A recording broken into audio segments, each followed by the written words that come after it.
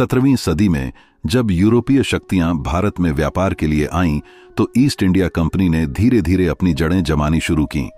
शुरू में यह एक व्यापारिक संगठन था जिसे 1600 में ब्रिटिश ताज से चार्टर प्राप्त हुआ था।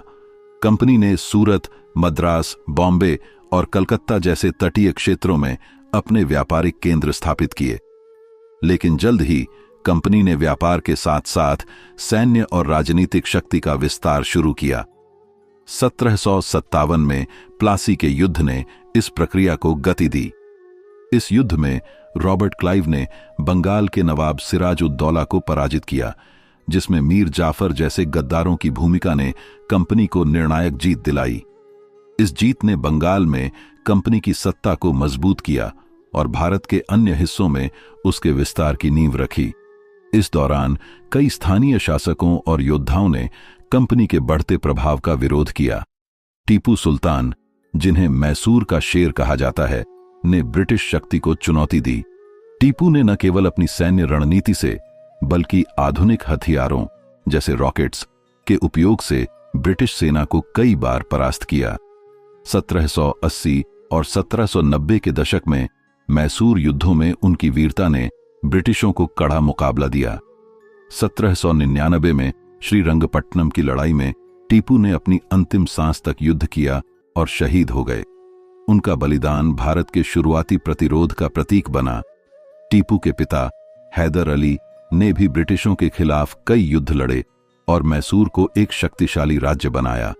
उनके प्रयासों ने दक्षिण भारत में ब्रिटिश विस्तार को लंबे समय तक रोके रखा। मराठा साम्राज्य ने भी ब्रिटिश शक्ति के खिलाफ मजबूत प्रतिरोध किया। पेशवा बाजीराव प्रथम ने मराठा साम्राज्य को उत्तर भारत तक विस्तारित किया और अपनी गुरिल्ला युद्ध शैली से ब्रिटिशों को परेशान किया। उनके बाद नाना फडणवीस और अहिल्याबाई होलकर जैसे नेताओं ने मराठा शक्ति को बनाए रखा। अहिल्याबाई ने न केवल अपने शासनकाल में मालवा को समृद्ध किया, बल्कि सामाजिक सुधारों जैसे मंदिरों और धर्मशालाओं के निर्माण के लिए भी जानी गईं। उनकी बुद्धिमत्ता और नेतृत्व ने मराठा साम्राज्य को एकजुट रखा। 19वीं सदी की शुरुआत में नाना साहब और तात्या टोपे जैसे मराठा नेताओं ने 1857 के विद्रोह में महत्वपूर्ण भूमिका निभाई। इन शुरुआती प्रतिरोधों ने यह दिखाया कि भारत के लोग विदेशी शासन को स्वीकार करने के लिए तैयार नहीं थे। 1857 का प्रथम स्वतंत्रता संग्राम भारत के स्वतंत्रता आंदोलन की पहली बड़ी चिंगारी था। इसे ब्रिटिश इतिहासकारों ने सिपाही विद्रोह कहा, लेकिन यह केवल सैनिकों का विद्रोह नहीं था। यह एक जन आंदोलन था जिसमें किसान, मजदूर और स्थानीय शासक सभी शामिल थे। इस विद्रोह की शुरुआत मंगल पांडे ने की, जिन्होंने 29 मार्च 1857 को बैरकपुर में चर्बी वाले कारतूसों के खिलाफ बगावत की। उनकी यह छोटी सी चिंगारी मेरठ, दिल्ली, कानपुर, लखनऊ और झांसी जैसे शहरों में आग की तरह फैल गई। मंगल पांडे को 8 अप्रैल 1857 को फांसी दे दी गई, लेकिन उनकी शहादत ने लाखों भारतीयों को प्रेरित किया। दिल्ली में सिपाहियों ने बहादुर शाह जफर को अपना नेता घोषित किया। जफर, जो उस समय मुगल सम्राट थे, ने इस विद्रोह का नेतृत्व स्वीकार किया। हालांकि उनकी उम्र अधिक थी और संसाधन सीमित थे, फिर भी उन्होंने दिल्ली को विद्रोह का केंद्र बनाया। उनके नेतृत्व में सिपाही और आम लोग ब्रिटिश शासन के खिलाफ एकजुट हुए, लेकिन ब्रिटिश सेना ने दिल्ली पर पुनः कब्जा कर लिया और जफर को रंगून निर्वासित कर दिया, जहां 1862 में उनकी मृत्यु हो गई। उनकी शहादत ने स्वतंत्रता की भावना को और मजबूत किया। झांसी की रानी लक्ष्मीबाई इस विद्रोह की सबसे प्रेरणादायक शख्सियत थीं। रानी ने अपनी छोटी सी सेना के साथ ब्रिटिश सेना का डटकर मुकाबला किया। 1858 में जब ब्रिटिश सेना ने झांसी पर हमला किया, रानी ने अपनी रणनीति और साहस से उन्हें कड़ा जवाब दिया। ग्वालियर में अपनी अंतिम लड़ाई में उन्होंने घोड़े पर सवार होकर युद्ध किया और 17 जून 1858 को शहीद हो गईं। उनकी वीरता ने उन्हें एक अमर नायिका बना दिया और उनकी कहानी आज भी हर भारतीय के दिल में बसी है। कानपुर में नाना साहब और तात्या टोपे ने विद्रोह का नेतृत्व किया। नाना साहब, जो पेशवा बाजीराव द्वितीय के दत्तक पुत्र थे, ने ब्रिटिश शासन के खिलाफ सशस्त्र संघर्ष छेड़ा। तात्या टोपे, जो एक कुशल रणनीतिज्ञ थे, ने गुरिल्ला युद्ध शैली से ब्रिटिश सेना को लंबे समय तक परेशान किया। हालांकि 1859 में तात्या को पकड़ लिया गया और फांसी दे दी गई, लेकिन उनके प्रयासों ने विद्रोह को जीवित रखा। लखनऊ में बेगम हजरत महल ने विद्रोह का नेतृत्व किया। उन्होंने अवध के लोगों को एकजुट किया और ब्रिटिश सेना के खिलाफ युद्ध लड़ा। बाद में उन्हें नेपाल में शरण लेनी पड़ी, लेकिन उनकी वीरता ने महिलाओं को स्वतंत्रता संग्राम में भाग लेने के लिए प्रेरित किया। 1857 का विद्रोह कई कारणों से असफल रहा। संगठन की कमी, संसाधनों की कमी और क्षेत्रीय एकता का अभाव इसके प्रमुख कारण थे। ब्रिटिश सेना ने क्रूरता से इस विद्रोह को दबाया और हजारों लोगों को मार डाला, लेकिन इस विद्रोह ने भारत में राष्ट्रीय चेतना को जागृत किया। 1858 में ब्रिटिश सरकार ने ईस्ट इंडिया कंपनी का शासन समाप्त कर भारत को सीधे ब्रिटिश ताज के अधीन कर लिया। इसने भारत में औपनिवेशिक शासन को और मजबूत किया, लेकिन साथ ही स्वतंत्रता की लौ को भी प्रज्वलित किया। 19वीं सदी के अंत तक भारत में राष्ट्रीय चेतना का विकास होने लगा। पश्चिमी शिक्षा के प्रसार ने एक नया मध्यम वर्ग पैदा किया, जो अपने अधिकारों के प्रति जागरूक था। 1885 में भारतीय राष्ट्रीय कांग्रेस की स्थापना एक महत्वपूर्ण कदम था। A.O. ह्यूम, एक सेवानिवृत्त ब्रिटिश अधिकारी, ने इस संगठन की नींव रखी, लेकिन इसका नेतृत्व जल्द ही भारतीय नेताओं ने संभाल लिया। दादा भाई नौरोजी, जिन्हें भारत का ग्रैंड ओल्ड मैन कहा जाता है, ने ब्रिटिश शासन की आर्थिक नीतियों की आलोचना की। उनकी पुस्तक poverty and un British rule in India में उन्होंने दिखाया कि कैसे ब्रिटिश शासन ने भारत की संपत्ति का दोहन किया। दादा भाई ब्रिटिश संसद में चुने जाने वाले पहले भारतीय थे और उन्होंने वहां भारत के हितों की वकालत की। गोपाल कृष्ण गोखले, एक अन्य उदारवादी नेता, ने संवैधानिक तरीकों से स्वतंत्रता की मांग की। उनकी बुद्धिमत्ता और संयम ने कांग्रेस को एक मजबूत मंच बनाया। फिरोज शाह मेहता ने भी अपने लेखन और भाषणों से राष्ट्रीय चेतना को बढ़ावा दिया। लेकिन 20वीं सदी की शुरुआत में उदारवादी दृष्टिकोण को चुनौती देने वाले उग्रवादी नेता उभरे। बाल गंगाधर तिलक, बिपिन चंद्र पाल और लाला लाजपत राय, जिन्हें लाल बाल पाल के नाम से जाना जाता है, ने स्वराज की मांग को जन आंदोलन का रूप दिया। तिलक का नारा स्वराज मेरा जन्मसिद्ध अधिकार है देश भर में गूंजा। उन्होंने गणेश उत्सव और शिवाजी जयंती जैसे सांस्कृतिक आयोजनों को राष्ट्रीय एकता के लिए मंच बनाया।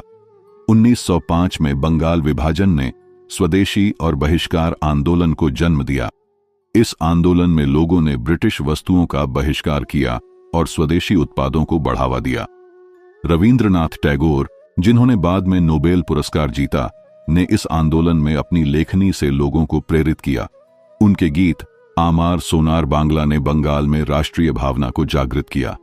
इस आंदोलन ने भारतीयों को एकजुट किया और ब्रिटिश शासन को कमजोर करने में महत्वपूर्ण भूमिका निभाई। 1915 में महात्मा गांधी के दक्षिण अफ्रीका से भारत लौटने ने स्वतंत्रता संग्राम को नया मोड़ दिया। गांधी ने दक्षिण अफ्रीका में सत्याग्रह और अहिंसा की शक्ति को देखा था और अब वह इसे भारत में लागू करना चाहते थे। 1917 में उन्होंने चंपारण, बिहार में नील किसानों के समर्थन में अपना पहला सत्याग्रह शुरू किया। ब्रिटिश बागान मालिकों द्वारा किसानों का शोषण हो रहा था और गांधी ने उनकी आवाज को ब्रिटिश प्रशासन तक पहुंचाया। इस आंदोलन की सफलता ने गांधी को जन नेता के रूप में स्थापित किया। 1918 में गांधी ने खेड़ा, गुजरात में किसानों के लिए आंदोलन शुरू किया, जो सूखे के कारण करों में छूट की मांग कर रहे थे। इस आंदोलन में सरदार वल्लभ भाई पटेल ने गांधी का साथ दिया, जो बाद में स्वतंत्रता संग्राम के एक प्रमुख नेता बने। 1919 में अहमदाबाद में मिल मजदूरों की हड़ताल में गांधी ने मध्यस्थता की और मजदूरों के लिए बेहतर मजदूरी सुनिश्चित की। इन आंदोलनों ने गांधी को आम लोगों का नेता बनाया। 1919 का जलियांवाला बाग हत्याकांड स्वतंत्रता संग्राम का एक दुखद लेकिन महत्वपूर्ण मोड़ था। 13 अप्रैल 1919 को अमृतसर में बैसाखी के दिन जनरल डायर ने निहत्थे प्रदर्शनकारियों पर गोली चलाने का आदेश दिया। इस नरसंहार में सैकड़ों लोग मारे गए और हजारों घायल हुए। इस घटना ने पूरे देश में आक्रोश की लहर पैदा की। रविंद्रनाथ टैगोर ने अपनी नाइटहुड की उपाधि लौटा दी और गांधी ने ब्रिटिश शासन के खिलाफ असहयोग आंदोलन शुरू करने का फैसला किया। 1920 में शुरू हुए असहयोग आंदोलन में गांधी ने भारतीयों से ब्रिटिश स्कूलों, कॉलेजों, अदालतों और वस्तुओं का बहिष्कार करने का आह्वान किया। लाखों लोगों ने इस आंदोलन में हिस्सा लिया। छात्रों ने स्कूल छोड़ दिए, वकीलों ने अदालतों में जाना बंद कर दिया और लोगों ने विदेशी कपड़ों की होली जलाई। इस आंदोलन ने ब्रिटिश अर्थव्यवस्था को झटका दिया और भारतीयों में एकता की भावना पैदा की। लेकिन 1922 में चौरी चौरा में हिंसक घटना के बाद गांधी ने इस आंदोलन को वापस ले लिया। उनकी अहिंसा की नीति ने यह दिखाया कि वह किसी भी कीमत पर हिंसा को स्वीकार नहीं करेंगे। 1930 में गांधी ने सविनय अवज्ञा आंदोलन शुरू किया, जिसका सबसे महत्वपूर्ण हिस्सा था दांडी नमक मार्च। 12 मार्च से 6 अप्रैल 1930 तक गांधी ने 78 अनुयायियों के साथ 240 मील की यात्रा की और दांडी में समुद्र के किनारे नमक बनाकर ब्रिटिश नमक कानून को तोड़ा। इस साधारण कृत्य ने दुनिया भर का ध्यान भारत के संघर्ष की ओर खींचा। लाखों भारतीयों ने इस आंदोलन में हिस्सा लिया और ब्रिटिश सरकार को बड़े पैमाने पर गिरफ्तारियां करनी पड़ीं। इस आंदोलन में महिलाओं की भागीदारी भी उल्लेखनीय थी। सरोजिनी नायडू, जिन्हें भारत की कोकिला कहा जाता है, ने धरसाना नमक सत्याग्रह का नेतृत्व किया। उनकी गिरफ्तारी और साहस ने महिलाओं को स्वतंत्रता संग्राम में और सक्रिय होने के लिए प्रेरित किया। गांधी के अहिंसक आंदोलनों के साथ साथ कुछ स्वतंत्रता सेनानियों ने सशस्त्र संघर्ष का रास्ता चुना। भगत सिंह, चंद्रशेखर आजाद, सुखदेव और राजगुरु जैसे क्रांतिकारियों ने ब्रिटिश शासन को उखाड़ फेंकने के लिए हथियार उठाए। भगत सिंह ने 1928 में लाहौर में सैंडर्स की हत्या की और 1929 में दिल्ली की सेंट्रल लेजिस्लेटिव असेंबली में बम फेंका। उनका उद्देश्य हिंसा करना नहीं, बल्कि ब्रिटिश शासन के खिलाफ आवाज उठाना था। उनके नारे इनकलाब जिंदाबाद और साम्राज्यवाद मुर्दाबाद ने युवाओं को प्रेरित किया। 23 मार्च 1931 को भगत सिंह, सुखदेव और राजगुरु को फांसी दे दी गई, लेकिन उनकी शहादत ने स्वतंत्रता की लौ को और भड़का दिया। चंद्रशेखर आजाद, जो हिंदुस्तान सोशलिस्ट रिपब्लिकन आर्मी के नेता थे, ने 1931 में इलाहाबाद में ब्रिटिश पुलिस के साथ मुठभेड़ में अपनी जान दी। उनकी वीरता और आजाद की भावना आज भी जीवित है। सुभाष चंद्र बोस, जिन्हें नेताजी कहा जाता है, ने सशस्त्र संघर्ष को एक नया आयाम दिया। 1941 में उन्होंने भारत छोड़कर जर्मनी और जापान से समर्थन प्राप्त किया। 1943 में उन्होंने सिंगापुर में आजाद हिंद फौज का गठन किया और तुम मुझे खून दो, मैं तुम्हें आजादी दूंगा का नारा दिया। उनकी सेना ने पूर्वोत्तर भारत में ब्रिटिश सेना के खिलाफ युद्ध लड़ा। रानी झांसी रेजिमेंट, जिसमें महिलाओं ने हिस्सा लिया, आजाद हिंद फौज का एक महत्वपूर्ण हिस्सा थी। कैप्टन लक्ष्मी सहगल ने इस रेजिमेंट का नेतृत्व किया और महिलाओं को सशस्त्र संघर्ष में शामिल होने के लिए प्रेरित किया। हालांकि 1945 में जापान की हार के बाद यह प्रयास विफल हो गया, लेकिन बोस के प्रयासों ने ब्रिटिश शासन को कमजोर करने में महत्वपूर्ण भूमिका निभाई। 1939 में द्वितीय विश्व युद्ध की शुरुआत ने स्वतंत्रता संग्राम को नई दिशा दी। ब्रिटिश सरकार ने भारत को बिना भारतीय नेताओं की सहमति के युद्ध में शामिल कर लिया। इससे कांग्रेस में भारी नाराजगी हुई और प्रांतीय सरकारों ने इस्तीफा दे दिया। गांधी और जवाहरलाल नेहरू ने युद्ध में सहयोग के बदले स्वतंत्रता की मांग की, लेकिन ब्रिटिश सरकार ने इसे ठुकरा दिया। 1942 में जब युद्ध भारत की सीमाओं तक पहुंचा, गांधी ने भारत छोड़ो आंदोलन शुरू किया। 8 अगस्त 1942 को मुंबई में अखिल भारतीय कांग्रेस समिति ने इस आंदोलन को मंजूरी दी। गांधी का नारा करो या मरो देश भर में गूंजा। लाखों लोग सड़कों पर उतर आए और रेलवे स्टेशनों, डाकघरों और सरकारी कार्यालयों पर हमले हुए। ब्रिटिश सरकार ने कठोर दमन नीति अपनाई और गांधी, नेहरू, सरदार पटेल और मौलाना अबुल कलाम आजाद जैसे नेताओं को गिरफ्तार कर लिया। इस आंदोलन में युवाओं और महिलाओं की भागीदारी उल्लेखनीय थी। अरुणा आसफ अली ने आंदोलन को जीवित रखने के लिए भूमिगत गतिविधियों का नेतृत्व किया। उन्होंने आजाद हिंद रेडियो पर प्रसारण किए और लोगों को प्रेरित किया। उषा मेहता ने भी भूमिगत रेडियो स्टेशन चलाया, जिसने स्वतंत्रता संग्राम की खबरें जनता तक पहुंचाईं। जयप्रकाश नारायण, जिन्हें बाद में लोकनायक कहा गया, ने इस आंदोलन में सक्रिय भूमिका निभाई और ब्रिटिश जेल से भागकर भूमिगत संगठन चलाया। युद्ध ने ब्रिटेन को आर्थिक और सैन्य रूप से कमजोर कर दिया। 1945 में युद्ध समाप्त होने के बाद ब्रिटिश सरकार को यह स्पष्ट हो गया कि भारत को अब और नियंत्रित करना असंभव है।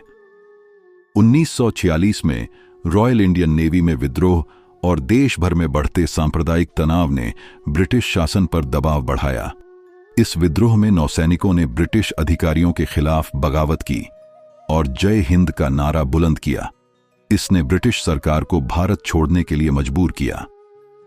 1946 में ब्रिटिश सरकार ने कैबिनेट मिशन भारत भेजा, जिसका उद्देश्य स्वतंत्रता की प्रक्रिया को शुरू करना था। लेकिन इस मिशन की योजना कांग्रेस और मुस्लिम लीग के बीच मतभेदों के कारण विफल रही। मुस्लिम लीग मोहम्मद अली जिन्ना के नेतृत्व में अलग पाकिस्तान की मांग पर अडिग थी। जिन्ना ने अपनी बुद्धिमत्ता और दृढ़ता से मुस्लिम समुदाय के हितों की रक्षा की, लेकिन उनकी मांग ने देश को विभाजन की ओर धकेल दिया। 1947 में लॉर्ड माउंटबेटन को भारत का अंतिम वायसराय नियुक्त किया गया। उन्होंने स्थिति का आकलन करने के बाद यह निर्णय लिया कि भारत का विभाजन अपरिहार्य है। 3 जून 1947 को माउंटबेटन योजना की घोषणा की गई, जिसमें भारत को 2 स्वतंत्र देशों भारत और पाकिस्तान में विभाजित करने का प्रस्ताव था। इस योजना में 15 अगस्त 1947 को स्वतंत्रता की तारीख तय की गई। कांग्रेस ने हालांकि अनिच्छा से इस योजना को स्वीकार कर लिया। गांधी और कुछ अन्य नेता विभाजन के खिलाफ थे, लेकिन सांप्रदायिक हिंसा और राजनीतिक दबाव के कारण इसे रोकना असंभव हो गया। विभाजन की प्रक्रिया में सीमा रेखा खींचने का काम सिरिल रेडक्लिफ को सौंपा गया। रेडक्लिफ, जो भारत की भौगोलिक और सांस्कृतिक जटिलताओं से अनजान थे, ने मात्र कुछ हफ्तों में पंजाब और बंगाल को विभाजित करने वाली रेखा खींच दी। 17 अगस्त 1947 को रेडक्लिफ लाइन की घोषणा की गई, लेकिन तब तक विभाजन की हिंसा शुरू हो चुकी थी। लाखों लोग विस्थापित हुए। हिंदू और सिख पश्चिमी पाकिस्तान से भारत की ओर और मुस्लिम भारत से पाकिस्तान की ओर पलायन करने लगे। इस दौरान सांप्रदायिक हिंसा भड़क उठी, जिसमें अनुमानित रूप से 2 लाख से 10 लाख लोग मारे गए। रेलगाड़ियां शवों से भरी हुई थीं और गांव शहर हिंसा की चपेट में थे। यह स्वतंत्रता की सबसे बड़ी त्रासदी थी। इस हिंसा के बीच गांधी ने सांप्रदायिक सौहार्द के लिए अथक प्रयास किए। वह कोलकाता और नोआखाली में शांति स्थापित करने के लिए गए। उनकी उपस्थिति ने कई स्थानों पर हिंसा को कम किया, लेकिन उनकी जान को भी खतरा था और 30 जनवरी 1948 को नाथूराम गोडसे ने उनकी हत्या कर दी। गांधी की शहादत ने देश को झकझोर दिया, लेकिन उनकी अहिंसा और सत्य की शिक्षाएं आज भी जीवित हैं। 14 अगस्त 1947 की रात भारत के इतिहास में एक अविस्मरणीय क्षण था। नई दिल्ली में संविधान सभा की विशेष बैठक रात 11 बजे शुरू हुई। जवाहरलाल नेहरू ने अपना ऐतिहासिक भाषण ट्रिस्ट विद डेस्टिनी दिया। इस भाषण में उन्होंने स्वतंत्रता के महत्व और भविष्य की जिम्मेदारियों को रेखांकित किया। रात 12 बजे जैसे ही 15 अगस्त 1947 शुरू हुआ, भारत औपचारिक रूप से स्वतंत्र हो गया। तिरंगा फहराया गया और जन गण मन गाया गया। यह क्षण देश भर में उत्साह और गर्व का प्रतीक था। 15 अगस्त 1947 को नई दिल्ली में स्वतंत्रता समारोह आयोजित हुए। नेहरू ने लाल किले पर राष्ट्रीय ध्वज फहराया और देश को संबोधित किया। उनके भाषण में भारत के सामने मौजूद चुनौतियों, गरीबी, अशिक्षा और सामाजिक असमानता को दूर करने का संकल्प लिया गया। देश भर में इस दिन को उत्सव के रूप में मनाया गया। गांवों, कस्बों और शहरों में लोग सड़कों पर निकले, तिरंगे झंडे लहराए गए और रैलियां निकाली गईं। लेकिन इस खुशी के बीच विभाजन की त्रासदी ने लाखों लोगों के जीवन को प्रभावित किया। स्वतंत्रता के बाद भारत के सामने कई चुनौतियां थीं। देश को एकजुट करना, विभाजन के जख्मों को भरना और आर्थिक सामाजिक विकास की नींव रखना आसान नहीं था। जवाहरलाल नेहरू, जो भारत के पहले प्रधानमंत्री बने, ने देश को आधुनिक बनाने का सपना देखा। सरदार वल्लभ भाई पटेल ने 500 से अधिक रियासतों को भारतीय संघ में शामिल किया। हैदराबाद और जूनागढ़ जैसे राज्यों को एकीकरण में उनकी कूटनीति और दृढ़ता ने महत्वपूर्ण भूमिका निभाई। Doctor B.R. आंबेडकर ने भारत के संविधान का निर्माण किया, जो 26 जनवरी 1950 को लागू हुआ और भारत को गणतंत्र बनाया। स्वतंत्रता संग्राम में कई अन्य नायकों का भी योगदान था। मौलाना अबुल कलाम आजाद ने शिक्षा और एकता के लिए काम किया। रानी गैदिनल्यू, जिन्हें नागालैंड की रानी कहा जाता है, ने पूर्वोत्तर में ब्रिटिश शासन के खिलाफ संघर्ष किया। अल्लूरी सीताराम राजू ने आंध्र प्रदेश में आदिवासियों को संगठित किया और ब्रिटिशों के खिलाफ गुरिल्ला युद्ध लड़ा। इन सभी ने अपने अपने क्षेत्रों में स्वतंत्रता की लौ को जीवित रखा। 15 अगस्त 1947 भारत के इतिहास का एक ऐसा दिन है जो खुशी और दुख का मिश्रण है। यह दिन हमें स्वतंत्रता के मूल्य को समझाता है और उन असंख्य बलिदानों को याद करता है जिन्होंने इस आजादी को संभव बनाया। मंगल पांडे, रानी लक्ष्मीबाई, टीपू सुल्तान, भगत सिंह, सुभाष चंद्र बोस, महात्मा गांधी, जवाहरलाल नेहरू, सरदार पटेल और लाखों गुमनाम सेनानियों के प्रयासों ने भारत को आजाद कराया। यह कहानी केवल एक दिन की नहीं, बल्कि एक लंबे संघर्ष, आशा और एक नए भारत के निर्माण की है। प्रिय देशवासियों, 15 अगस्त को हम भारत की आजादी की वर्षगांठ मनाते हैं। यह दिन केवल एक उत्सव नहीं, बल्कि उन अनगिनत बलिदानों, संघर्षों और सपनों का सम्मान है जिन्होंने हमें यह स्वतंत्रता दी। टीपू सुल्तान, रानी लक्ष्मीबाई, भगत सिंह, महात्मा गांधी, सुभाष चंद्र बोस और लाखों स्वतंत्रता सेनानियों की वीरता और समर्पण ने हमें वह आजादी दी जिसका हम आज आनंद ले रहे हैं। स्वतंत्रता का यह पर्व हमें याद दिलाता है कि आजादी केवल शासकों से मुक्ति नहीं, बल्कि अपने भीतर की एकता, समानता और मानवता को मजबूत करने की जिम्मेदारी है। आइए हम सब मिलकर एक ऐसे भारत का निर्माण करें जहां हर व्यक्ति को शिक्षा, समृद्धि और सम्मान का अवसर मिले। गरीबी, अज्ञानता और भेदभाव को मिटाने का संकल्प लें, ताकि हमारा देश न केवल स्वतंत्र बल्कि सशक्त और समावेशी बने। जय हिंद का नारा हमारे दिलों में गूंजे और हम गांधी की अहिंसा, नेहरू की दूरदृष्टि, पटेल की एकता और आंबेडकर की समानता के सपनों को साकार करें। यह स्वतंत्रता दिवस हमें प्रेरित करे कि हम अपने देश को नई ऊंचाइयों तक ले जाएं, जहां हर भारतीय गर्व से कह सके, यह मेरा भारत, मेरा गौरव। यह जानकारी आपको कैसी लगी, कमेंट में जरूर बताइए। वीडियो को शेयर कीजिए, हमारे चैनल कथा कहानी को सब्सक्राइब कीजिए। फिर मिलता हूं किसी अन्य जानकारी के साथ। नमस्कार, जय हिंद।